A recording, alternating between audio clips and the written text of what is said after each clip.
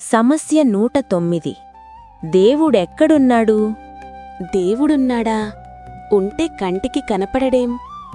ఆయన జీవులనందరినీ తన మాయతో సంసార చక్రంలో తిప్పేవాడంటారే, ఆయన ఎక్కడున్నాడు? ఈశ్వరః సర్వభూతానాం హృద్దేశేర్జున తిష్టతి. భ్రామయన్ సర్వభూతాని యంత్రారూఢాభి మాయయా.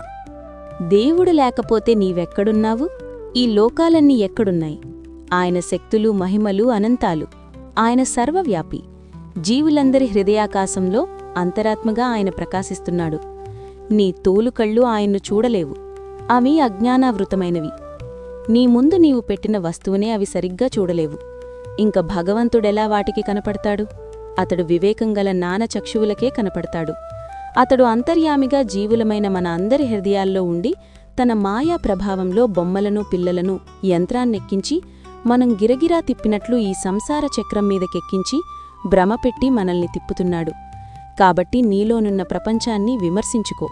లోపల ఉన్న పరమాత్మ కనపడతాడు. Friends, please subscribe, like, share and comment మన ఛానల్.